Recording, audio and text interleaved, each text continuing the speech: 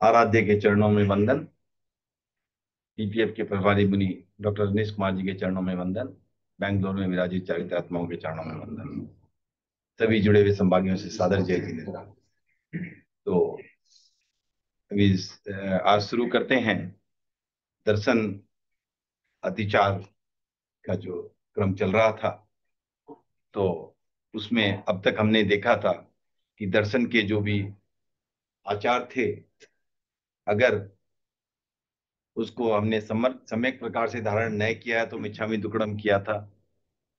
और सूत्र में, साधु में, सूत्र था शास्त्र में, साधु में छह काय अर्थात जो भी जीवों के छह काय हैं, उनमें अगर कोई शंका आई है तो हम मिच्छामि दुक्कडम कर रहे हैं। इस तरह हमने अलग अलग बातों की मिच्छामि दुक्कडम की थी। दर्शन के अतिचार वहां शुरू हुए थे, आधे किए थे लास्ट टाइम। और सिद्धांत की कोई गहन बात देख करके उसमें कोई भ्रम आया हो तो उसके लिए भी मिच्छामि दुक्कडम किया था। फिर छह काय के जीवों में कोई शंका रखी हो, सिद्ध संसारी जीवों में शंका रखी हो, तो उसके लिए मिच्छामि दुक्कडम किया था। और आचार्य आदि सात साध्वी जो गण के समुदाय गिने जाते हैं, गण गण गण उन्हीं से बनता है, आचार्य और साधु साध्वियों से। उनके सात गुणों में अगर कोई शंका हमने रखी है तो भी मिच्छामि दुक्कडम करते हैं। इस तरह से जो फिर उन्होंने लास्ट जो स्टैंजा था वहां से मैं वापस शुरू कर लेता हूँ एक बार, क्योंकि वो कनेक्टेड आज जहां से शुरू करेंगे उससे। तो पहले तो मुखड़ा इसका। मुनीश्वर आलोयनाइम कीजे, समता रस घट पीजेरा मुनीश्वर आलोयनाइम कीजे, आत्म वश कर लीजेरा मुनीश्वर आलोयनाइम कीजे। अब जो पिछली बार लास्ट स्टैंजा लिया था, अनंत गुणों फिर कहो चारित्र में, पजवाहीण वृद्धि देखी, संजमरी मन शंका आनियो, तुम इच्छामि दुक्कडम विसेखीरा मुनीश्वर आलोयनाइम कीजे। तो यहाँ जो बात कह रहे हैं कि चारित्र के भी अनंत पर्याय होते हैं। तो अलग अलग साधुओं का चारित्र अलग अलग कैटेगरी का हो सकता है। तो इसमें अगर हमने किसी को ज्यादा और किसी को कम आंका हो, तो और उनके इस बात को लेकर के उनके संयम में ही मन में शंका कि ये ऐसा कर रहे हैं, इनमें ये क्या संयमी होंगे, इस तरह की संयम में अगर कोई शंका व्यक्त की है तो उसके लिए वो भी गलत है। उसके लिए हम मिच्छामि दुक्कडम कहते हैं। तो पजवा का मीनिंग है पजवा ही पजवा हाँ, पजवा पर पर्याय पर्याय। पर्याय। हाँ, ठीक है। तो पर्यव, तो उसका वही चारित्र के विभिन्न अंग एक समझ सकते हो आप, उस कैटेगरी इस तरह की। ठीक है, ओके। एकम चौदस पूनम चंद्र सम, मुनि कया चति धर्म धारी, त्यम साध प्रणारी शंका राखी, तो मिच्छामि दुक्कडम उदारी राव ईश्वर आलोयनाइम की। तो यही बात फिर से कहे जाते हैं, कह रहे हैं यहाँ पर। एकम का चांद हो या चौदस का चांद हो या पूनम का चांद हो, उनमें क्या है, सब में है तो चांदी, है तो चांदी। एकम का चांद भी चांद है, पूनम का चांद भी चांद है, चौदस का चांद भी चांद है। तो उसी के समान जो मुनि भी होते हैं, वो यति धर्म अर्थात साधु जो आत्मा के स्वरूप को की तरफ जाने वाले साधु, तो जो भी साधु हैं उन्होंने आ, उनका भी साधपना जो है, उनका संयम है, चारित्र है, वो इसी तरह है। माने कोई एकम का चंद्रमा है, कोई चौदस का चंद्रमा है, कोई पूनम का चंद्रमा, लेकिन है सारे चंद्रमा। लेकिन उसमें फर्क पड़ता था, एकम का चंद्रमा में, जो उसमें जो किसमें फर्क पड़ता है? जो जो किसमें साइज फर्क? साइज है ना, हाँ हाँ, तो देखने में। है तो ठीक है, लेकिन है तो वो चंद्रमा ही ना। चंद्रमा। रूप तो चंद्रमा का ही है। ना तो तो वही तो कह रहे हैं कि वही तो बात बताई पिछले कि आप चारित्र में ऐसा इतना है इतना है उसमें मत उलझो। सभी संयमी है। इसका डीएनए कभी किसी में कम है, किसी में पूरा है, ऐसा नहीं। ऐसा नहीं है, वो ज्योति कम पूरी हो सकती है, चंद्रमा तो वही है। चंद्रमा हो। चंद्रमा वही है। तो उसके कारण आप उसको चांद नहीं कहोगे क्या? मन ज्योति ठीक है। एक एकम का चांद है, थोड़ा कम दिख रहा है, दूज का और थोड़ा ज्यादा दिख रहा है, चौदस का और थोड़ा ज्यादा दिख रहा है, पूनम का पूरा दिख रहा है। उसके कारण क्या उसको आप चांद नहीं कहोगे क्या? चांद तो कहोगे ना। तो उसी तरह जो मुनि में भी आप जो भी आप समझ सकते हो अंतर भी है, लेकिन उनको आप कहोगे तो संयमी ही। अगर आपने उनको संयमी नहीं कहा, उसके संयम में शंका किया, उसके चांद होने में शंका की है, तो वो गलत है। तो उसी तरह उनके संयमी होने में अगर आपने शंका की है, तो उसके लिए मिच्छामी दुक्कडम है। ठीक है ना? ये नहीं कहा गया कि उसकी रोशनी ऐसी है, ये तो नहीं कहा गया। लेकिन है चांदी, तो है वो संयमी। कैटेगरी हो सकती है, पर है तो वो संयमी। चौमासी छमासी दंड वाला स्यू, कलुष भाव कोई आयो, तेनो पीण मुझे मिच्छामि दुक्कडम, इव में भरम मिटायो रामुनीश्वर, आलोयना इम कीजे। अब किसी को चौमासिक दंड मिला हुआ है, किसी को 6 महीने का कुछ दंड मिला हुआ है किसी साधुओं को, और उनके प्रति अगर मेरे मन में कोई कलुष भाव है, गलत विचार आए, कैसे है, इनको क्या दंड मिला है, उनके प्रति कोई भाव आया है, तो उसके लिए भी मैं अपना अभी अब मैं अपना ह्यू मीन्स अब मैं अपना मैंने अपना भरम मिटा लिया और मैं इसके लिए मिच्छामि दुक्कडम करता हूँ, क्योंकि वो भी संयमी है। उसमें कोई दिक्कत नहीं है। उनके जो भी आलोचना करके उनको दंड मिला है, प्रायश्चित मिला है, ठीक है, अलग बात है। लेकिन उनमें भी अगर मैंने ये सोच लिया कि ये कमतर है या ये संयमी जो भी है, तो इस तरह की अगर या उनके प्रति मन में ऐसे ही भाव भी आ गया, कलुषित भाव भी आ गए हैं, तो वो उचित नहीं है। उसके लिए मिच्छामि दुक्कडम। सील न चरित सहित मुनि कोई, चरित सहित सुशील न कोई, एवी प्रकृति वाला मैं संयम नहीं सर थ्यो, तो मिच्छामि दुक्कडम होई मुनीश्वर, आलोयणा इम कीजे। तो वही मुनि है जो सील के साथ चरित्र है। किसी में कोई मुनि है, चरित्र है, पर इतना सुशील नहीं है। तो पहले तो ये थोड़ा मुझे देखना पड़ा था कि क्या अंतर क्या हुआ सील और चरित्र। तो चारित्र तो हुआ आपने मूल जो व्रतों का व्रत लिए हैं, 5 महाव्रतों का आपने पालन करने का जो संकल्प लिया है। तो जैसे आपने हिंसा, असत्य, परिग्रह, मैथुन, ठीक है, इनको क्या किया, इनका त्याग किया है। वो जो त्याग किया है वो व्रत है, वो चारित्र है।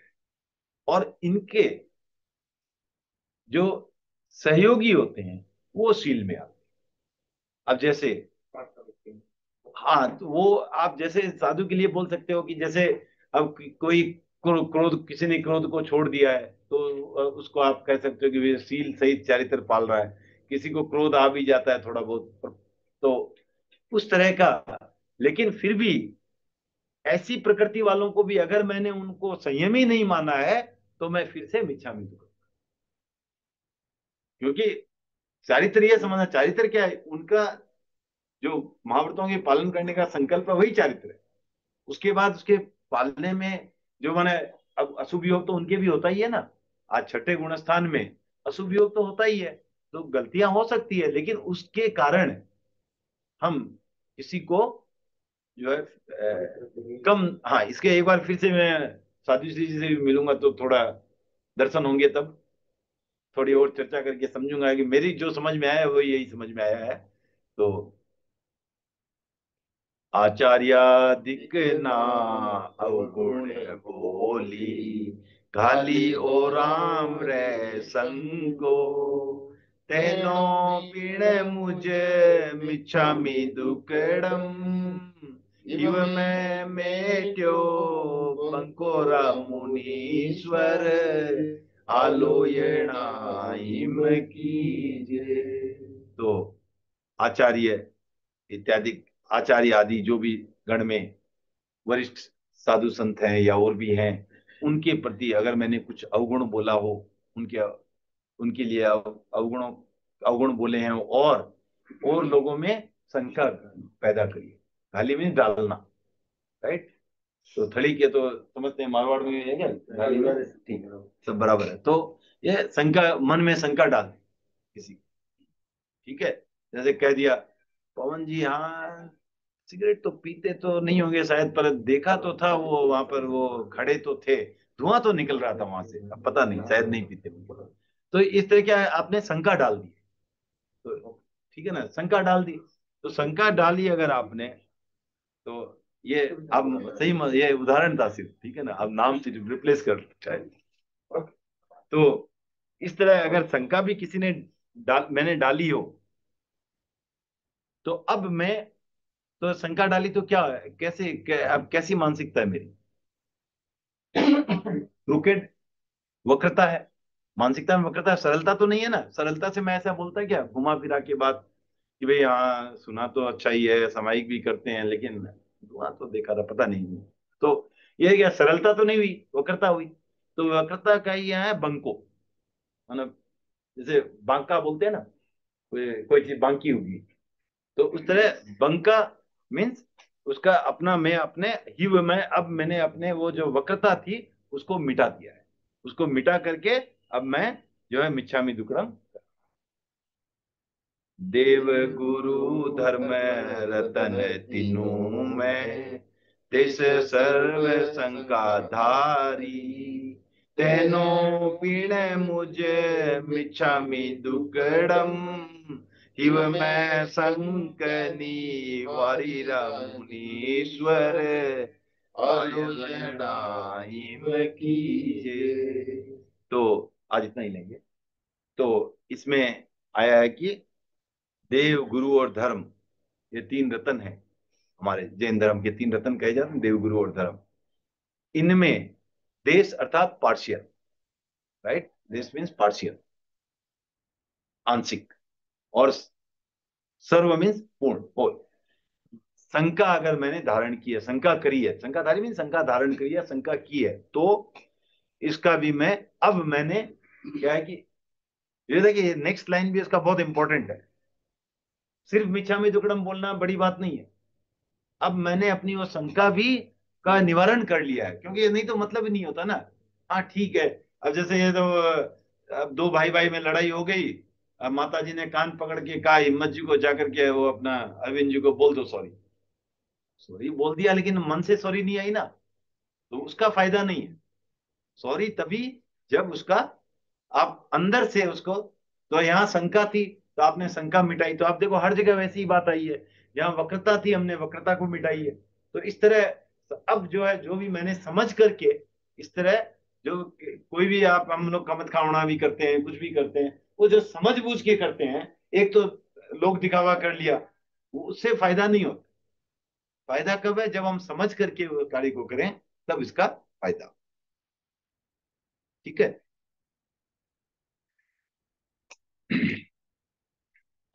फिर इसमें अकाम निजरा तो होती है ना, किसमें? जब मैं अर्थ न समझ के कुछ करता हूँ। हाँ, तो ये वहां ये बात नहीं, तो आप अगर इतना ही अर्थ नहीं समझते, इतना ही भोले हैं, तो आपको फिर मिच्छामि दुक्कडम की भी क्या आवश्यकता। यहाँ तो मन है, वो आप मन में तो वक्रता ला रहे हो, बोलता है यार यहाँ क्या करें, अभी तो फंस गए हैं, निर्मल जी छोड़ेंगे नहीं, मिच्छामि दुक्कडम प्रेम जी को नहीं बोला तो इसलिए बोल रहे हैं आप। तो कहाँ सरलता भी नहीं है ना। एक है अनजान सरलता, वो तो फिर भी ठीक है, अकाम निर्जरा वहां तो क्या पता हो भी जाए, लेकिन जहाँ ऑलरेडी आपके तो पूरे तो विचार तो वैसे ही है, तो वहां पर कहाँ जुड़ेगा। हाँ, तो बात तो उसकी हो रही है कि ऐसी अगर स्थिति आए, तो आज गौतम जी नहीं आए क्या? तो आ जाते, हाँ कोई बात नहीं, कोई बात नहीं, तो हम लोग उसको आज कैंसिल रख लेंगे, नो इश्यूज। तो इसमें कोई प्रश्न? तो अगले 2 हफ्ते में नहीं हो तो ये गीत का अगर संभव होगा तो ऑनलाइन करूंगा, नहीं तो विराम रहेगा। और भरत जी अगली 2 क्लासेस लेंगे, जो लोक पर शुरू की थी उन्होंने, वो उसको कंटिन्यू करके कंप्लीट करेंगे। ठीक है।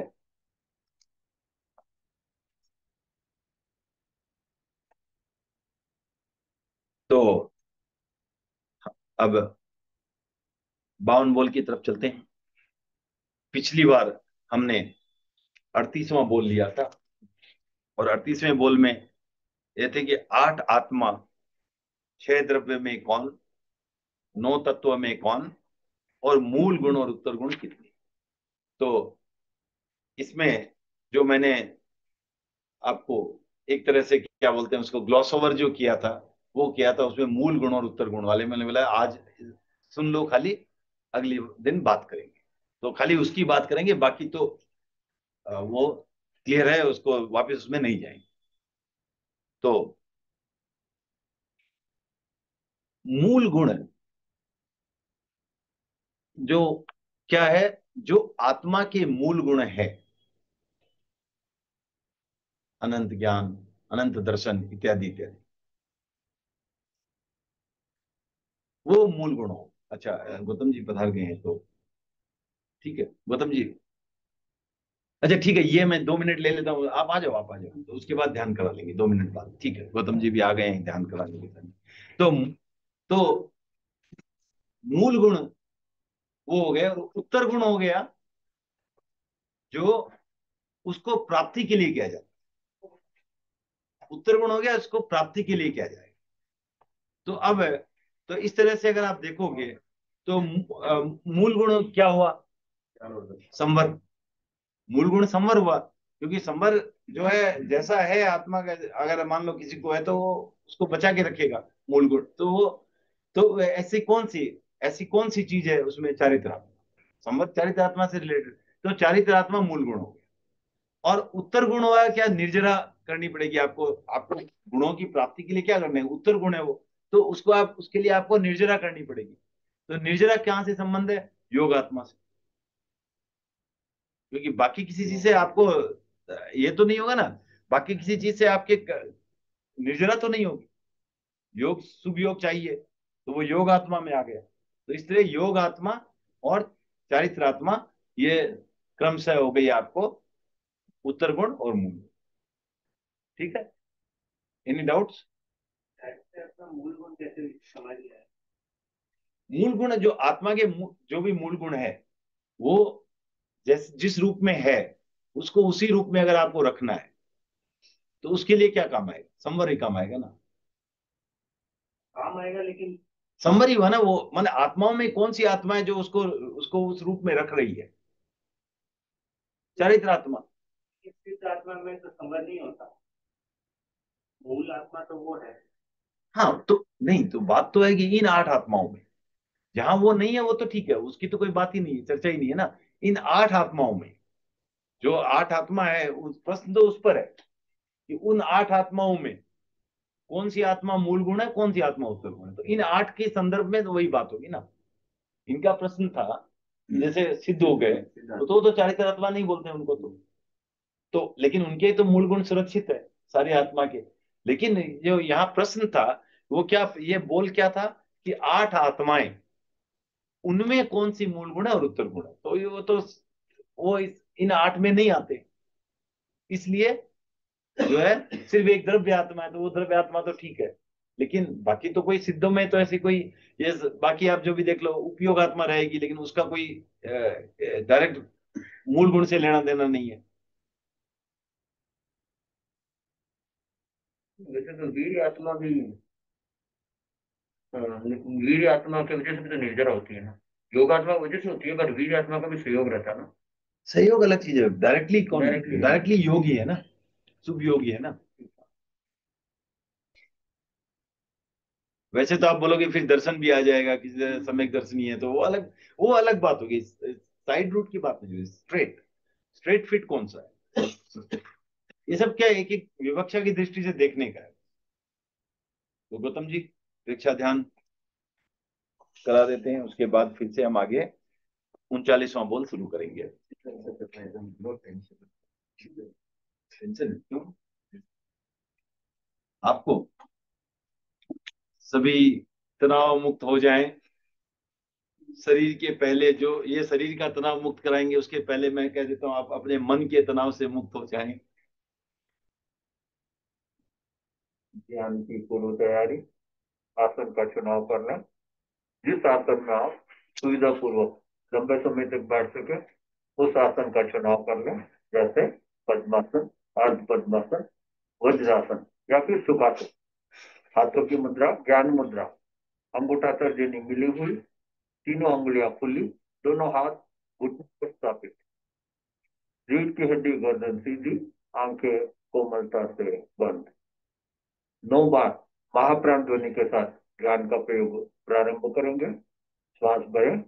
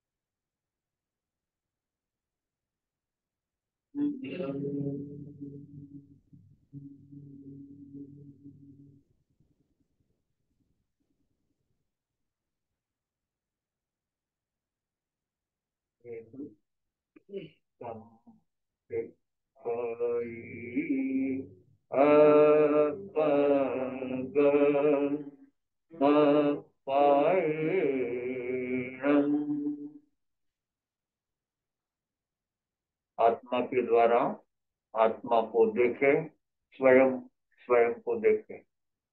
अपने आप को देखने और जानने के लिए ही हम दीक्षा ध्यान का प्रयोग करें। ध्यान का संकल्प मैं बोलूंगा, आपको दोहराना है। मैं चित्त शुद्धि के लिए, मैं चित्त शुद्धि के लिए और चित्त की निर्मलता के लिए, और चित्त की निर्मलता के लिए दीक्षा ध्यान का दीक्षा ध्यान का प्रयोग कर रहा हूँ।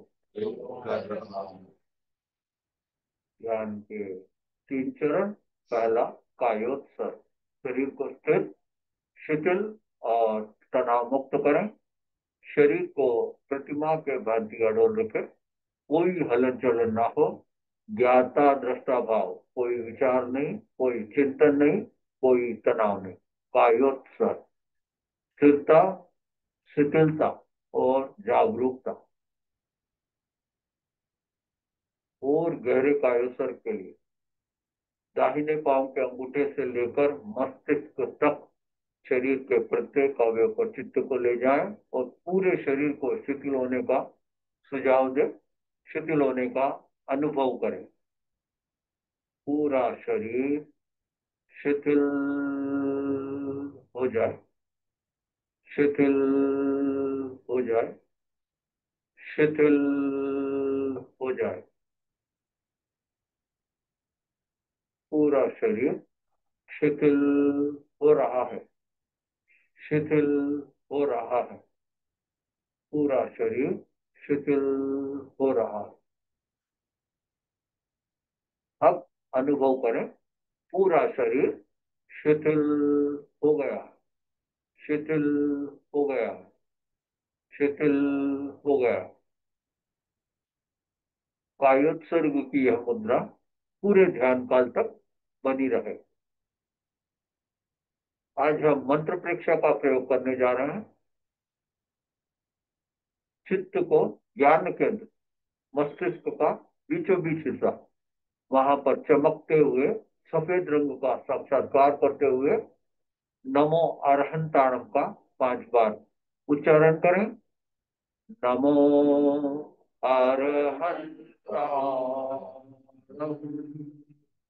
नमो अरहंताणम, नमो अरहंताणम, नमो अरहंताणम, नमो अरहंताणम। नमो अरहंताणम का मानसिक जप करें।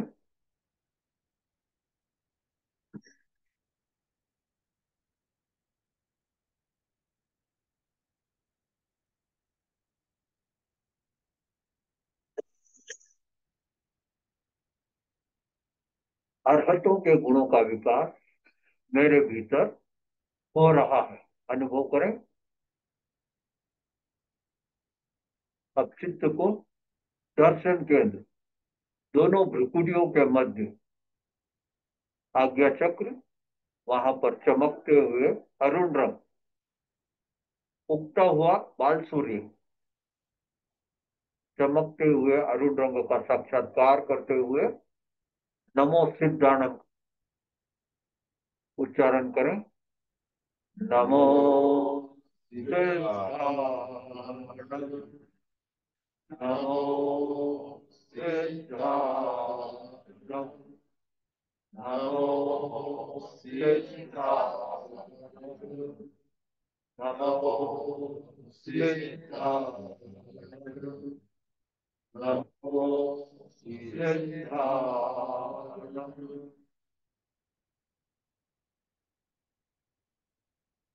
नमो सिद्धाणम का मानसिक जप करें।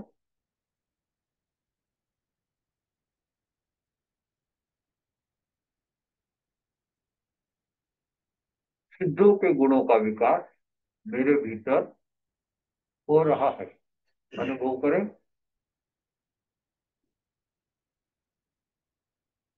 अब चित्त को विशुद्धि के कंठ का मध्य भाग, वहां पर चमकते हुए पीले रंग का साक्षात्कार करते हुए नमो आयरियाणम का उच्चारण करें। नमो आयरियाणम,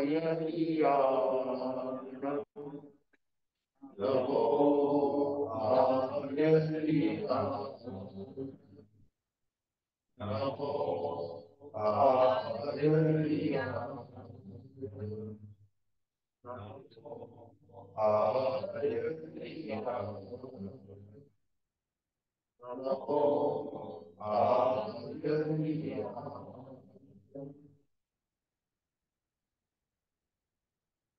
नमो आयरियाणम का मानसिक जप करें।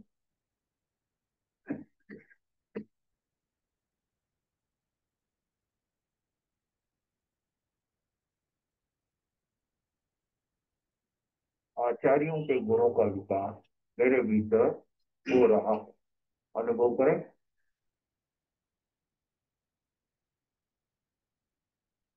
अब चित्त को आनंद के हृदय के नीचे जो गडासा है, वहां पर चमकते हुए हरे रंग का साक्षात्कार करते हुए नमो उवज्जायणम का उच्चारण करें।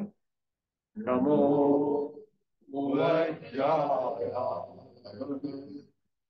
नमो उवज्जायणम, नमो उवज्जायणम, नमो भुवनाय नमो भुवनाय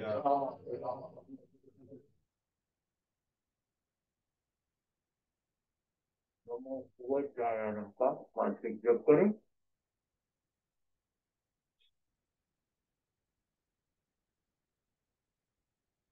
उपाध्यायों के गुणों का विकास मेरे भीतर हो रहा है, अनुभव करें। अब चित्त को शक्ति केंद्र रीढ़ की हड्डी का अंतिम छोर, वहां पर चमकते हुए नीले रंग का साक्षात्कार करते हुए नमो लोहे सव्व साहुणम का 5 बार उच्चारण करें। नमो ये सर्व नमो लोहे सर्व नमो लोहे सर्व नमो लोहे सर्व नमो लोहे सर्व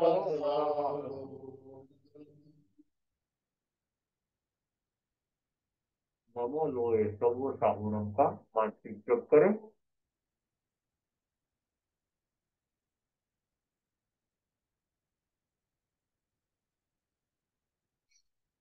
लोक के सभी शुद्ध साधु और साध्वियों के गुणों का विकास मेरे भीतर हो रहा है, अनुभव करें।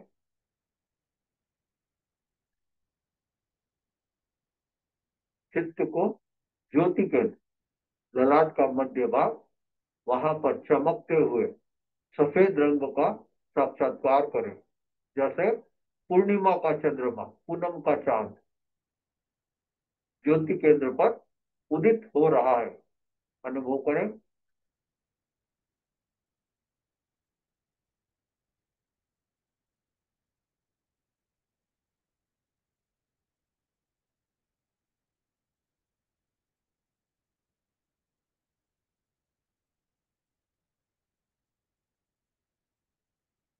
अब चित्त को पूरे ललाट पर फैला दें, पूरे ललाट पर चमकते हुए सफेद रंग का साक्षात्कार करें।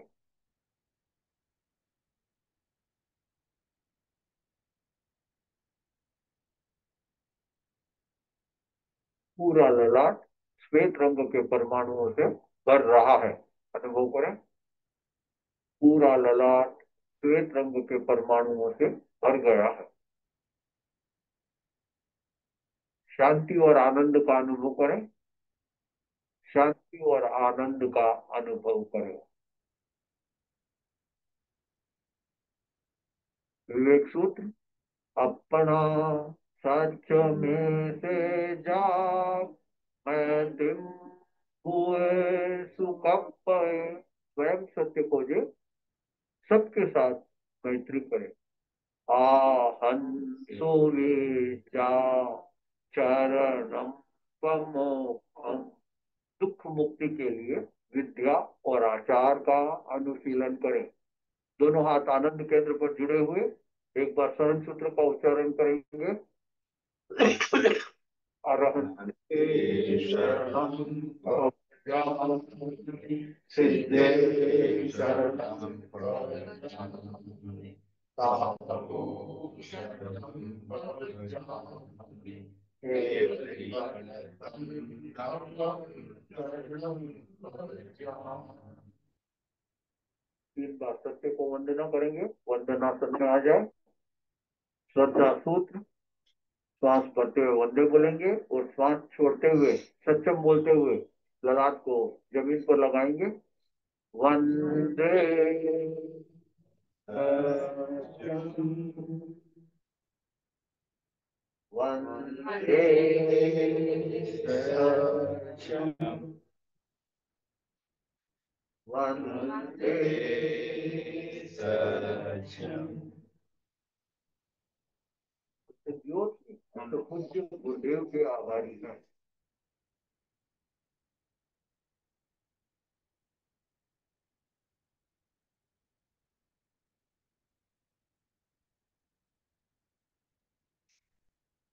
बहुत आभार गौतम जी।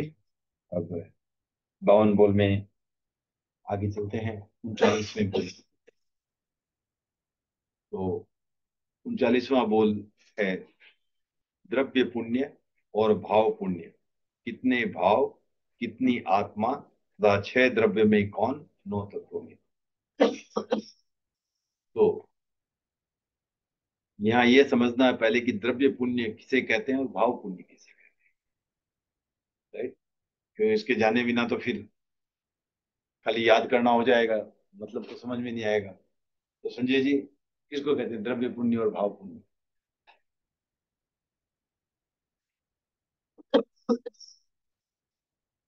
नहीं पता?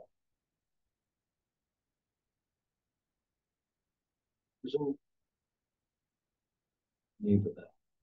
आप बंधे हुए हैं जो पुण्य में भी नहीं आए वो द्रव्य पुण्य वो भोगेंगे भोग रहते हैं तो हम जो उदय में आ गए वो भाव पुण्य, और जब तक बंधे हुए हैं द्रव्य। जैसे अब ये देखो आप, द्रव्य तीर्थंकर भाव तीर्थंकर, वैसे क्योंकि तीर्थंकर तो तब बने जब 13वें गुण स्थान में गए, लेकिन द्रव्य तीर्थंकर तो जन्मते ही बन गए। तो इसी तरह जो पुण्य बंध गए, जो बंधे हुए हैं वो भाव द्रव्य पुण्य, और जो उदय में आ गए वो भाव पुण्य। भाव मतलब कि वो अपने एक्शन में है अभी, राइट। ओके। तो अब है क्या आखिर ये द्रव्य पुण्य और भाव पुण्य दोनों ही? क्या है? अजीब अजीब अजीब है। अजीब है क्योंकि कर्म है, पहले तो कर्म है। कर्म ही है ना, चाहे पुण्य है चाहे पाप है, दोनों ही कर्म है। कर्म क्या होते हैं, जीव या अजीब? अजीब। किसी ने कहा जीव, अजीब, राइट, क्योंकि पुद्गल है। तो कर्म अजीब है, इसलिए द्रव्य पुण्य और भाव पुण्य जो है वो क्या हो गए, कोई भी आत्मा नहीं है, क्योंकि आत्मा तो सिर्फ जीव होती है। तो पहले पूछा कितनी आत्मा, कोई भी आत्मा नहीं है। भाव पुण्य का उदय के साथ संबंध रखा तो उदय भाव है तो कौन नहीं होगा नहीं, अजीब ही है अजीब ही है। पुण्य तो अजीब ही है, चाहे भाव पुण्य हो चाहे द्रव्य पुण्य हो। तो उदय में आए तो उसे आत्मा के साथ वैसे तो वैसे नहीं होगा उदय में क्या आया कर्म ही आया ना। हाँ, तो पहले भी जो कर्म उदय में आ रहे थे सबको अजीब ही गिना है ना। तो बंद बंद अवस्था में थे जब उदय में आए तो फिर प्रभाव छोड़ रहे हैं तो उदय भाव हो गया नहीं नहीं, उदयिक भाव तो उदयिक भाव आप पर हुआ है, आत्मा पर हुआ है। आत्मा का भाव उदयिक भाव है उस समय, आप जीव का भाव उदयिक भाव है। कर्म क्या है, कर्म तो नहीं है ना उदयिक भाव, ठीक है ना। तो पहला प्रश्न था भाव कितने हैं? तो भाव एक ही भाव है, पारिणामिक भाव, क्योंकि अजीव में सिर्फ एक ही भाव होता है, पारिणामिक भाव। तो परिणमन जो हो रहा है बस वही है, और तो कुछ है नहीं उसमें, न तो उदय है न क्षय है न कुछ, कोई भी ये भाव तो है नहीं, राइट। औदैहिक भाव नहीं है, क्षयिक भाव नहीं है, क्षैप्समिक भाव नहीं है, औपसमिक भाव नहीं है। ये सारे भाव किसके होते हैं, जीव के। कर्म के उदय से जो जीव की दशा होती है वो औदैहिक भाव, कर्म के क्षय से जो जीव की दशा होती है तो वो क्षयिक भाव। तो ये तो सारे जीव के भाव हो गए, तो अजीव के कोई भाव नहीं है, तो वो परिणामिक भाव। और आत्मा है ही नहीं क्योंकि ये अजीव है। आत्मा तो कितनी आत्मा बोलेंगे, जैसे वो तो जीव में हो गई। ये 8 आत्माओं में से कितनी आत्मा, ये प्रश्न है यहाँ पर। तो आत्मा तो जीव में है, राइट। तो उसमें कोई भी ये नहीं हुआ, राइट। ओके। अब जैसे कोई आप जाओ किसानों की सभा में, जाओ जाओ कोई भी वहां, किसानों को बोलना गलत रहेगा। अब वो इंजीनियर्स की सभा में जाओ, तो सब इंजीनियर्स है वहां, और वहां पूछो इनमें सीए की कौन सी कैटेगरी है, कोई भी नहीं, क्योंकि कोई सीए है ही नहीं उनमें। तो वही प्रश्न यहाँ आ गया कि भाई आप अजीबों की बात कर रहे हो, फिर पूछ रहे हो कि इसमें आत्मा कौन सी, आत्मा की कैटेगरी में ही नहीं है, तो आत्मा की कैटेगरी कहाँ वहां आएगी, राइट। वहां वो तो जहाँ जीव है, वहां आएगी कि उसमें क्या आत्मा है, कौन कौन सी आत्मा है। किसी में चारित्र आत्मा है, किसी में कसाय आत्मा है, किसी में योग आत्मा है, उपयोग आत्मा है, द्रव्य आत्मा है। वो तो सिर्फ जीव की बात हो गई, अजीव में तो कोई नहीं है, तो आत्मा कोई भी नहीं। फिर अब प्रश्न, अगला प्रश्न कि 6 द्रव्य में कौन? तो 6 में तो उदगली है, 6 में तो पुद्गलास्तिक काय में ही आ गए दोनों ही, द्रव्य पुण्य भाव पुण्य दोनों ही पुद्गली है। फिर प्रश्न है, अंतिम प्रश्न है, नौ तत्वों में कौन? अब नौ तत्वों में अजीव तो है ही है। अब द्रव्य पुण्य जो है वो क्या था? बंधे हुई अवस्था। द्रव्य पुण्य था बंधे हुई अवस्था में, तो बंद है। पाप पुण्य नहीं है, क्यों नहीं है? क्योंकि उदय नहीं है। राइट। तो चार ही तो अजीव थे, ये पहले ही चार तो पहले ही हो गए। चार ही थे, कौन कौन से? अजीव, पाप, पुण्य और बंध, ये चार ही थे। राइट। अजीव, पुण्य, पाप और बंध, ये चार ही थे। अब चार में से पाप पुण्य तो है नहीं, क्योंकि पाप पुण्य क्या है? उदयमान अवस्था है। उदय अवस्था में पाप पुण्य होते हैं, अदरवाइज बंद है। तो द्रव्य पुण्य हो गया अजीव और बंद। अब भाव पुण्य क्या है? वो हो गया अजीव और पुण्य। बस इतना सिंपल सी है, ये तो बहुत छोटा बोल है। क्लियर? किसी को कोई डाउट? नहीं, बंद अवस्था में सर, लेकिन वो है तो पुण्य के रूप में ना, डिफाइन तो वैसे ही हुआ ना वो। नहीं, पुण्य वही, देखो नौ तत्वों में डिफाइन कैसे हुआ? पुण्य है जो उदय में आए हुए शुभ कर्म पुण्य है। कर्म जब अपने चित्ते तो वो पुण्य शुभ कर्म, पुण्य तो वो विवक्षा भेद से है एक तरह से। वो कि ये पुण्य के रूप में वो द्रव्य पुण्य है, भाव पुण्य नहीं है। तो कहीं कहीं द्रव्य पुण्य की अपेक्षा से उसको भी पुण्य बोल देते हैं। लेकिन जो एक्चुअल नौ तत्व में पुण्य की जो बात आती है, वो उदय में आए हुए पुण्य, भाव पुण्य ही वो पुण्य, ऐसा समझना चाहिए। ठीक है ना? क्योंकि वो द्रव्य पुण्य तो है ही ना, जो बन रहे हैं शुभ, वो द्रव्य पुण्य है। हाँ, तो द्रव्य पुण्य है, तो उसको भी कई बार कह देते पुण्य, पुण्य का बंधन हो गया, ऐसा कह देते हैं। ठीक है, वो उस विवक्षा भेद से। लेकिन अगर नौ तत्वों के पुण्य या पाप की बात कर रहे हो, तो वो कर्म की उदय अवस्था ही है। अशुभ कर्मों की उदय अवस्था पुण्य है, और अशुभ कर्मों की उदय अवस्था पाप है। बंद अवस्था में वो नहीं कही जाती पुण्य अवस्था। ठीक है, कोई डाउट किसी को और?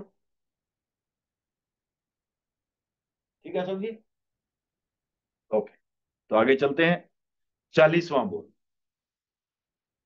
तो आश्रव के 20 बोल, कितने भाव कितनी याद? ठीक है, तो 20 आश्रव कौन बताएगा? आप तो बता ही दोगे। ये लोग तो, गुरु लोग तो ठीक है, बाकी अशोक जी प्रयास करो। मिथ्यात्व, अवृत, अवृत, समाज, प्रमाद, कषाय, कसाय, योग। योग, ये तो 5 हो तो गए। योग के वापस योग के और 15 है, वो कौन कौन से हैं? हाँ हाँ हाँ, हाँ, वो तो कसाय हो गए। कषाय, हाँ, योग। अब देखो इसका इजी याद रखने का तरीका है। 5 क्या है? जो, हाँ, पहले 5, फर्स्ट 5 कौन से हैं जो आप पाप से मत गिनो, आप उसको महाव्रत वाले 5, जो महाव्रतों का खंडन हो रहा है, वो वाले 5। ठीक है ना? तो अहिंसा का खंडन कौन कर रहा है? प्राणातिपात। तो राइट, तो प्राणातिपात आश्रव, मिर्सावाद आश्रव, अदत्ता दान आश्रव, मैथुन आश्रम, परिग्रह आश्रम। तो ये 5 हो गए। तो 5 5 10 तक तो पहुंच गए, गाड़ी आधी तो हमारी आ गई। अब और आधी जानी है। अगले 5 तो और भी आसान है। राइट, वो अपना ऐसे घुमाना है यहाँ से हाथ। राइट, श्रोतेंद्रिय, श्रोतेंद्रिय का क्या? श्रोतेंद्रिय, हाँ अरे, हाँ तो वही तो, श्रोतेंद्रिय थोड़ी आश्रव है, श्रोतेंद्रिय की प्रवृत्ति आश्रव है। श्रोतेंद्रिय तो आश्रव नहीं है, श्रोतेंद्रिय आश्रव नहीं है, श्रोतेंद्रिय की प्रवृत्ति आश्रव है। तो श्रोतेंद्रिय प्रवृत्ति आश्रव, चक्षुरेंद्रिय प्रवृत्ति आश्रव, घ्राणेन्द्रिय प्रवृत्ति आश्रव, रसनेन्द्रिय प्रवृत्ति आश्रव, स्पर्शनेन्द्रिय प्रवृत्ति। कितने हो गए? 15। वेरी गुड, पास मार्क तो आ जाएंगे अब। 20 में से 15 राइट हो गए। अगले 3 भी आराम है। हाँ, मन वचन, हाँ, तो ये भी, ये 3 हो गए। मन की प्रवृत्ति, वचन की प्रवृत्ति, काया की प्रवृत्ति, तो 18 हो गए। अब क्या बचा? 2 बचे। बहुत, हाँ, तो बंडोपकरण रखने में अयत्ना कर, अयत्न, यत्ना मीन्स सार संभाल से, अच्छे से, नियम से। अयत्ना मीन्स उसके नहीं ध्यान रखे, तो उससे भी, वो भी, उससे भी पाप कर्म का, उससे भी कर्म लगने का रास्ता है, तो आश्रय हो गया। और शुचि कुशाग्र मिथ्यात्व का सेवन, मिथ्यात्व का हल्का सा भी सेवन, जो भी मिथ्यात्व है वो हो गया 20वां आश्रम। तो इस तरह ये 20 आश्रम है। अब इसमें देखते हैं कि पहले तो अब भाव आश्रम क्यों होते हैं? कर्म के 6 से नहीं। फिर वो 20वां शिक्षित कुशाग्र मतलब दोष और सेवन आश्रम। हाँ तो दोष, दोष में सिर्फ मिथ्यात्व आता है या कोई भी दोष आता है?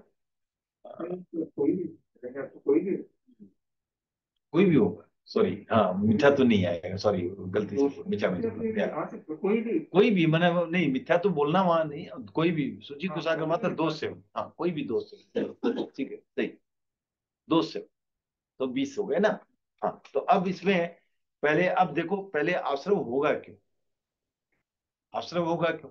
होने का। हाँ, कि मोनीय क्रम या नॉन मोनीय क्रम, पहले आश्रम है क्यों? सारी जीव है। खाली खाली मोनीय क्रम नहीं बोल सकते आप। क्यों नहीं बोल सकते? एक मिनट, एक सेकंड, ये इंपॉर्टेंट है, तो ये समझना है। मोनीय क्रम के उदय के बिना क्या आश्रम नहीं हो सकता? ये आप लोगों से प्रश्न नहीं। हो सकता है। कैसे? कैसे? आश्रव तो पुण्य कर्म का भी हो सकता है और पाप कर्म का भी हो सकता हाँ ठीक है, है। तो मोह कर्म से खाली मोह ये पाप कर्म अशुभ होता है। बनेंगे, और शुभ नाम बनने के लिए नाम क्या कर्म चाहिए? से नाम क्रम का उदय चाहिए। तो नाम क्रम के उदय से भी आश्रय हो सकता है, राइट? तो खाली मोनीय क्रम का उदय से ही आश्रय होगा, ये कहना गलत है। लेकिन फिर भी आप देखो, कर्मों का उदय कुछ न कुछ जुड़ा रहेगा, बिना कर्म के उदय के आश्रम नहीं। Okay, clear? बिना कर्म के उदय की क्या अवस्था हो सकती है? बिना कर्म। ठीक है, बाकी तो आप 14 के 14 गुणस्थान में कुछ ना कुछ तो कर्म उदय है। तो लेकिन तीर्थंकर के क्या कर्म लगते हैं क्या? संजय जवाब देगा, विवेक विवेक, तीर्थंकर के कर्म लगते हैं? कौन से? कौन से? हाँ, नहीं लगते, ये बोल, हाँ सिर्फ सिर्फ शुभ, जो है शुभ साता वेदनीय कर्म लगते हैं, तो ऐसा नहीं लगते हैं, गलत है, लगते हैं, कर्म लगते हैं। साता वेदनीय वो भी इतने हल्के कि एक समय में लगे दूसरे समय में जड़, ठीक है ना? हाँ, इरियापति, तो इरियापति कर्म उनके भी लगते हैं, ऐसा नहीं कि नहीं लगते हैं। तो सिर्फ एक 14वें गुणस्थान में कर्म लगना बंद होता है, बाकी सब गुणस्थान में। 13वें गुणस्थान में कौन सा आश्रव है? योग आश्रव, योग आश्रव है, राइट? क्योंकि ये आश्रम में से कोई ना कोई रहे तभी ना कर्म लगेंगे। ठीक है, ओके। तो यहाँ तो भाव तो दो ही हुए फिर, औदैहिक और पारिणामिक। क्योंकि जो भी आश्रम है सारे एक तरह से देख लिया हमने, है तो कर्मों का उदय, कोई ठीक है, ज्ञानावंडी या नाम का है या मौनीय का है, उदय तो है, या कोई कर्म का उदय से है। तो इसलिए जो है सारे के सारे, इसमें क्या है देखो आप, मिथ्यात्व, एवरत, प्रमाद और कसाय, ये चार तो एकांगी मौनीय कर्म के उदय से है। मिथ्यात्व दर्शन मौनीय के उदय से, राइट? कसाय चारित्र मौनीय के उदय से है, प्रमाद भी उसी से है, और कसाय भी। और योग आश्रम जो है, तो उसमें अशुभ योग जो है वो मौनीय क्रम के उदय की अपेक्षा से है, और शुभ क्रम नाम क्रम, लेकिन है सारे के सारे औदायिक भाव। तो औदायिक और पारिणामिक ये दो भाव। अब देखते हैं कि इनमें कितनी आत्मा।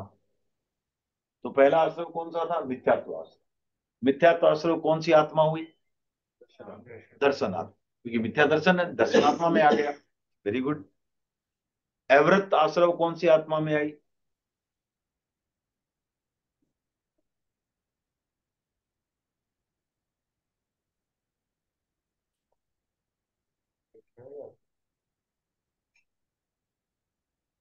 फिर कसाय अलग से क्यों है? देशव्रती देशव्रत। ऐसा नहीं है, एवरत मतलब क्या हुआ? कोई भी आत्मा एवरत से रिलेटेड है?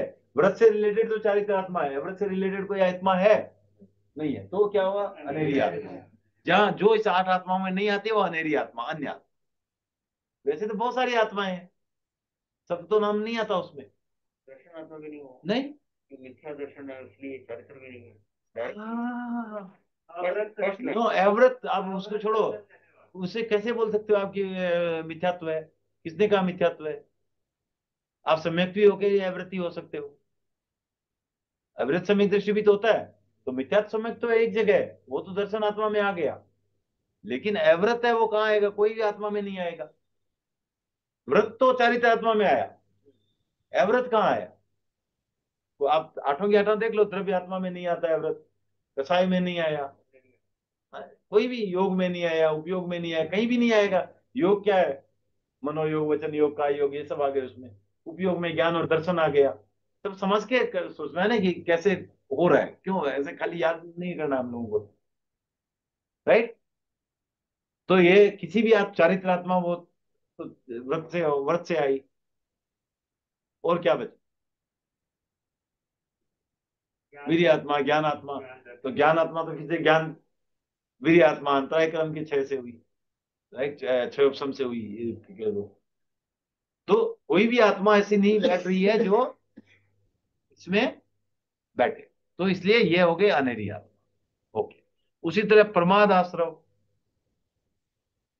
वो भी किसी में नहीं है, तो अनेरी आत्मा। कसाय आश्रव, कसाय आत्मा, डायरेक्ट रिलेशन है कसाय आत्मा, क्योंकि हमारे पास एक कसाय आत्मा थी, तो वो कसाय आश्रव, कसाय आत्मा। और शेष 16 आश्रव जो है योग आश्रव, और बाकी 15 योग के भेद। तो 15 + 1 16 के 16 क्या हो गए? योग आश्रव। तो इस तरह ये आपको 40वां बोल इस तरह संपन्न हुआ। किसी को कोई प्रश्न इसमें? क्लियर और नॉट? दो टाइप का क्लियर होता है, एक पूरा ऊपर से गया तो क्लियर, एक समझ में आया तो क्लियर। हाँ, बीच में है। हाँ, ठीक है। और कानमल जी साहब, हाँ सर, जय जिनेन्द्र सर। क्लियर है? कोई प्रश्न है? ना ना, ठीक है, क्लियर है सर। क्लियर है, ओके। तो अब तो 41 41वां बोल ये है, संवर के 20 बोल कितने भाव कितनी याद। और अशोक जी, ये तो आसान काम है, संवर के 20 भेद बताओ अब आप।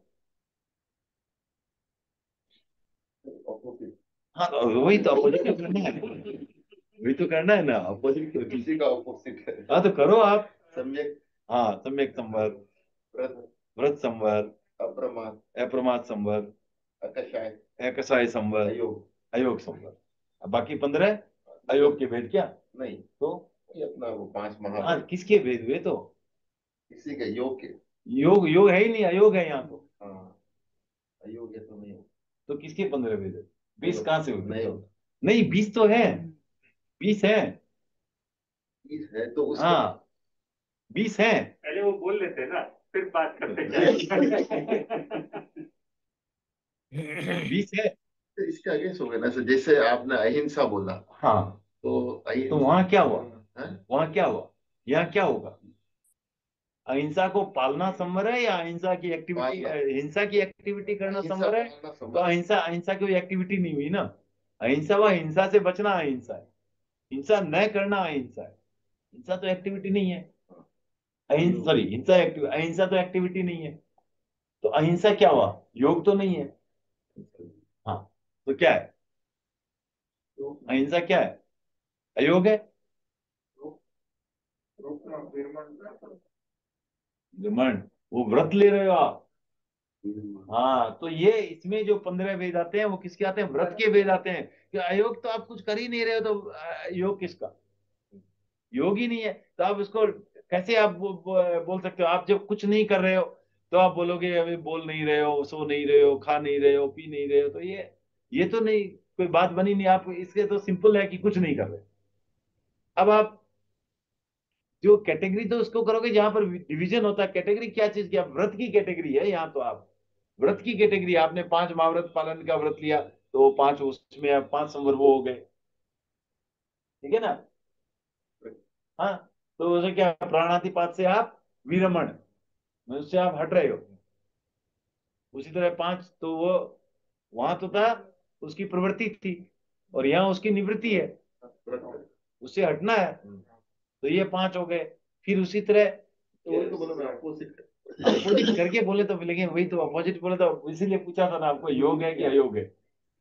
हाँ, फर्क है ना। फर्क फर्क हाँ, वो योग योग के भेद है, क्योंकि वहां योग में भिन्नता थी, अव्रत में भिन्नता नहीं थी। अव्रत तो अव्रत है, कुछ है ही नहीं। यहाँ योग अयोग में भिन्नता नहीं है, व्रत में भिन्नता है, अलग अलग व्रत ले रहे हैं आप।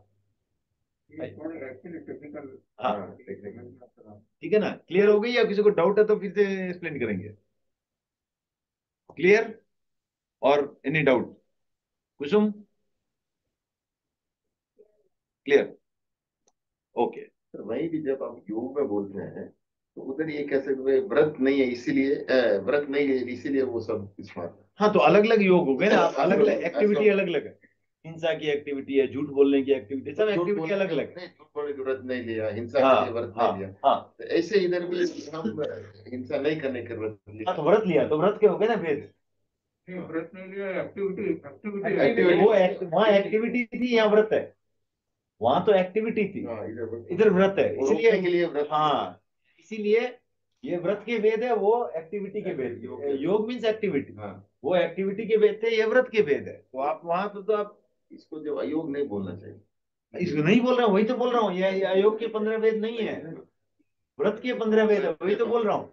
ये अयोग के 15 वेद नहीं है, वहां योग के 15 वेद थे, यहाँ व्रत के 15 व्रत वेद के है। 15। अयोग के 15 वेद नहीं कहे जाएंगे, क्योंकि अयोग नहीं है ये है व्रत। हाँ, तो 5 हो गए वो व्रत, और बाकी फिर श्रोतेंद्रिय निग्रह, चक्षुरेंद्रिय निग्रह, तो उससे बचना, उसको कंट्रोल करना, राइट। तो वो हो गए 5, 10 हो गए, और 5 फिर वही मनोनिग्रह, वहां भी वहां मनोप्रवृत्ति थी, यहाँ मनोनिग्रह, वचन निग्रह, काय निग्रह, राइट। और बंडोपकरण रखने में यत्न रखना, सावधानी रखना, और शुचि कृताग्र मात्र भी दोष सेवन न करना, ये भी ओके। तो अब इसमें फिर चर्चा करते हैं कि इसमें कौन से भाव आते हैं, ठीक है। अब आ, सम्यक्त आश्रम, सम्यक संवर, सॉरी सम्यक संवर, हाँ। तो सम्यक संवर ये क्या है, कितने भाव है? 4 भाव, एक भाव नहीं होगा हमारे तो नहीं होगा। हाँ, संवर है तो उदय नहीं होगा, तो 4 भाव, हाँ, ठीक है। तो ये 4 भाव हो गए। पर जो है वो सारे मोनी कर्म रिलेटेड ही हुए, हमारे सारे मोनी कर्म रिलेटेड ही हुए, मोनी कर्म का 6 उपसम उपसम, तो 4 भाव हो गए ना, और पारिणामिक तो है ही है, तो 6 उपसमिक, औपसमिक, शाहिक, और हाँ, और पारिणामिक, 4 भाव हो गए, ओके। फिर एकसाई संवर, व्रत व्रत संवर, ये क्या हुआ?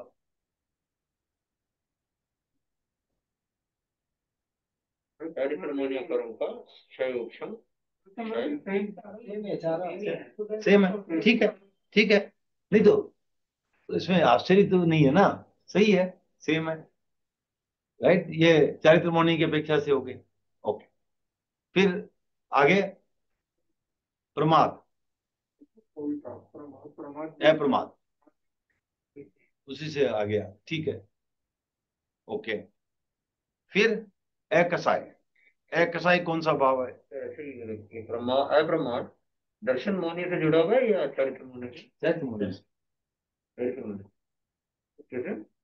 जैसे छठे 7वें में आता ना अप्रमाद ज्यादा है। हाँ। हाँ, तो 7वां कैसे हुआ? चारित्र मौनी की श्रेणी है ना, दर्शन तो पहले ऑलरेडी टेकन की, 4th तक की।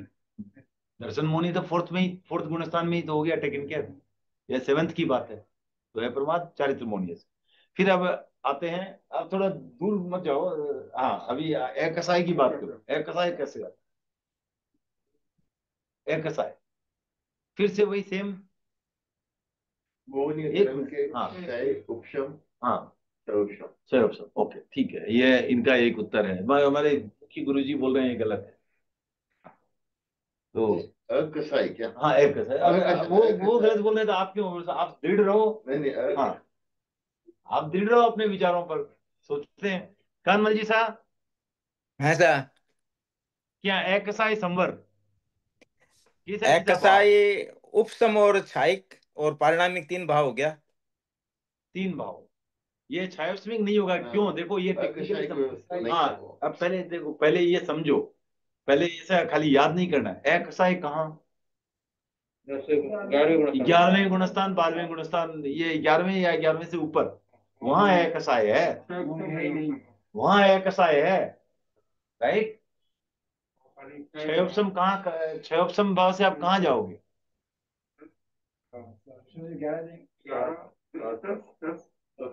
10 तक जाएंगे, 11 में तो नहीं जा सकते आप। उपसम या क्षय, उपसम नहीं, 6 तो 12वें, मानो 10 के बाद, हम बोले 10 के बाद आप जब जाओगे, या तो मोहनीय क्रम का उपसम होगा या क्षय होगा। ये क्लियर है सबको बात, राइट? आज के बाद ही सिलेक्शन नहीं होगा। कैसे नहीं होगा? मोहनीय कर्म का हाँ नहीं होगा, जब तक क्षय नहीं होगा। हाँ जब तक पूरा क्षय या उपसम नहीं हुआ तब तक क्या है, पूर्ण रूप से मोहनीय क्रम। आप एक एक, फिर आप क्यों, हम लोग क्यों बोलते हैं कि इसमें 9वें में ये क्रम है, पहले ये खपाता है बाद में इस तरह, तो वो ऐसा नहीं है। वो छपक श्रेणी और उपसम श्रेणी ही होगा, उपसम श्रेणी नहीं होगी। सम्यक तो शाही किया उपसमिक होगा, ये सही है। लेकिन बाकी जो मोहनीय क्रम की प्रवृत्तियां है, उसका तो क्षय उपसम होते होते चलेगा 10वें तक, कोई दिक्कत नहीं है। लेकिन 11-12 में जब जाएगा, या तो क्षय या उपसम, करेक्ट है। 11वें गुणस्थान में क्या है? मोहनीय क्रम का उपसम। 12वें में क्षय, 13वें में क्षय, 14वें में क्षय, राइट। और यही 4 गुणस्थान है जहां आपको अकसाय है। अकसाय का गुणस्थान या वीतरागता का गुणस्थान एक ही बात। अकसाय में जिसके राग द्वेष नहीं है, तो राग द्वेष नहीं किसमें, सिर्फ ये 4 गुणस्थान हो, राइट। ये 4 गुणस्थानों की क्या विशेषता है? यहाँ मोहनीय क्रम का उदय नहीं है, या तो उपसम है या क्षय है।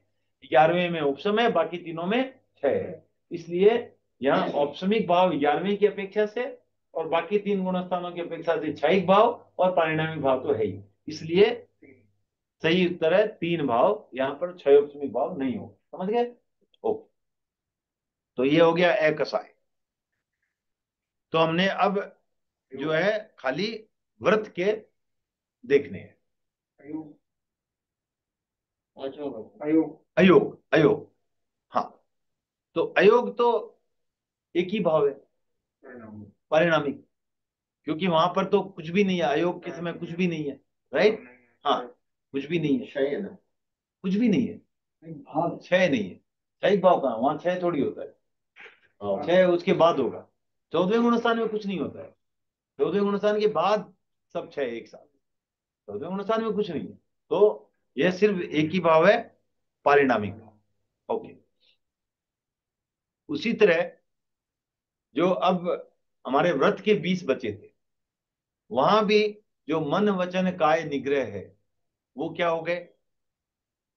वो मन का अयोग, वचन का अयोग, काय का अयोग, उसी में आ गए, उसी श्रेणी में आ गए। तो ये व्रत के ये 3 जो है, ये पूर्णता होने पर क्या हो गए? वो सिर्फ पारिणामिक भाव नहीं हुआ, क्योंकि मन के अयोग के लिए आपको और कुछ नहीं चाहिए। ठीक है, तो ये 20 में से कितने थे? ये टोटल 16 थे व्रत, और ये 3, सॉरी, व्रत और उसके 15, तो टोटल 16 थे ना। तो बाकी कितने बचे? 13। व्रत भी ले लिया ना, 12 नहीं, वो एक बार के लिए, 12 तो 12 तो सब कैटेगरी। हाँ, तो वो क्या हो गए? वो चारों भाव, वो चारों भाव हो सकते हैं ना, उदय छोड़कर। क्यों नहीं, उसमें क्या है? 12 नंबर क्या मतलब मुझे? 12 नंबर, अच्छा, 12 नंबर क्यों हुए? 12 नहीं, 13। तो मैं 13 बोल रहा हूँ, ये लोग 12 बोल रहे हैं। तो पहला तो व्रत आश्रव इटसेल्फ प्लस 15 उसके सब कैटेगरी, तो कितने हो गए टोटल? 16। 16 में से तीन तीन बाद चले गए, मन वचन काया, क्योंकि वो सिर्फ पारिणामिक भाव था, वो पूरा अयोग था, राइट। ओके, तो 13 बचे, वो 13 में कोई भी भाव, क्योंकि मन निग्रह, वचन निग्रह, काय निग्रह, वो तो 14वें गुण स्थान में आएगा ना, अयोग में ही आएगा, तो वो सिर्फ पारिणामिक भाव है। बाकी 13 जो है वो चारों भावों से, क्योंकि कोई भी गुण स्थान में हो सकते हैं। हाँ, उदय छोड़कर के चारों भाव, उदय तो नहीं होगा, उदय से तो आश्रय होता है, संबंध। ठीक है, क्लियर। हाँ, अयोग केवल परिणाम भाव। 12 कैसे बचे? 13 हो गए ना, एक फुल कैटेगरी, फुल व्रत इटसेल्फ, व्रत और 15, तो 16 हो गए ना टोटल। जैसे लास्ट में भी क्या कहा हमने, मुख्य मुख्य 5 में योग तक ले लिए थे आश्रम में, उसके बाद 15 फर्दर योग के कैटेगरी, तो योग के टोटल तो 16 हो गए ना, योग और उसके 15 सब कैटेगरी। तो उसी तरह व्रत और उसके 15 सब कैटेगरी, 16 हो गए ना टोटल। हाँ, कुल मिलाकर के। तो हाँ, व्रत संवर में चारों, तो वो तो हमने पहले भी बोला था। तो ये व्रत संवर में चारों, और ये अगर वैसे देखना है तो उसको वैसे कंफ्यूज नहीं करना, तो व्रत संवर में चारों, और इस 15 में से 12 में चारों, 3 में सिर्फ परिणाम। ओके, अब देखते हैं इनमें कौन कौन सी आत्मा। ओके, तो आत्मा जो है सम्यक्त में कौन सी आत्मा? दर्शन संवर, सम्यक संवर। संवर हाँ, सम्यक व्रत लेने से आया वो, सम्यक व्रत चारित्रात्मा में नहीं आया, तो अनेरी आत्मा, राइट। तो इसी तरह, क्योंकि सम्यक व्रत तो है, वो तो सम्यक व्रत खाली तो 5वें गुण स्थान में हमने श्रावक के रूप में भी ले लिया, राइट, तो वो अलग चीज है। ओके, अप्रमाद, इस नाम की कोई आत्मा नहीं है। चारित्रात्मा तो है, लेकिन चारित्रात्मा में तो प्रमाद भी है, 6ठा गुण स्थान है, वहां प्रमाद है। तो 7वां गुण स्थान है, सिर्फ उसमें अप्रमाद आया है वहां से, तो उसकी कोई विशेष 8 आत्मा में उसके लिए कोई ऐसा नहीं है कि 7वें गुण स्थान से बाद की आत्माओं को डिफाइन करने वाली कोई आत्मा नहीं है। 6ठा इंक्लूडेड है, चारित्रात्मा में सब आ गए ना, 7वां गुण स्थान भी चारित्रात्मा में आया हुआ, तो इसलिए अप्रमाद आत्मा बोल करके कोई आत्मा नहीं है, तो ये भी अनेरी आत्मा। अकसाय, ऐसी भी कोई आत्मा नहीं है, कसाय आत्मा है, अकसाय आत्मा नहीं है, तो वही अनेरी आत्मा। अयोग, इसकी भी नाम की कोई आत्मा नहीं है। फिर जो मन और वचन और काया का निग्रह था वो भी अयोग था, तो इनकी कोई भी, इसकी भी कोई आत्मा नहीं है, ये सारी अयोग। योग आत्मा तो एक्टिविटी की तो आत्मा डिफाइंड है, अयोग की कोई आत्मा डिफाइंड। तो ये कितने हो गए टोटल? सम्यक, अप्रमाद, अकसाय, राइट, अयोग, मन, वचन, काया, 7। 7, तो ये 7 जो है ये अनेरी आत्मा है। और शेष 13 क्या है? वो बाकी सब व्रत वाले ही बचे हैं, देख लो आप। व्रत कहाँ था? चारित्र आत्मा, वो सारे के सारे चारित्र। तो 13 आत्माएं, 13 जो संवर के जो बोलते हैं वो आ गए चारित्र आत्मा में, और बाकी 7 है अनेरी आत्मा। ठीक है ना? तो इति वार्ता आज का बात यही। किसी को कोई प्रश्न है तो पूछें। और कोई अगर बीच से जुड़े हैं, किन्हीं को लगता है कि हमें डिफिकल्टी हो रही है, तो उसके लिए कोई कभी एक स्पेशल सेशन 2 घंटे का किया जा सकता है, जिसमें कि वो 2 घंटे के 1 या 2 जैसी जरूरत हो वैसे किए जा सकते हैं, ताकि उनको फॉलो करने में आगे इजी रहे। अगले 2 हफ्ते तो एनीवे ये लोग ले रहे हैं, तो जो वो तो फिर भी क्या है सर, लोग का क्या ले रहे हैं थोड़ा अब ठीक है, फर्स्ट वाले नहीं ले रहे हैं।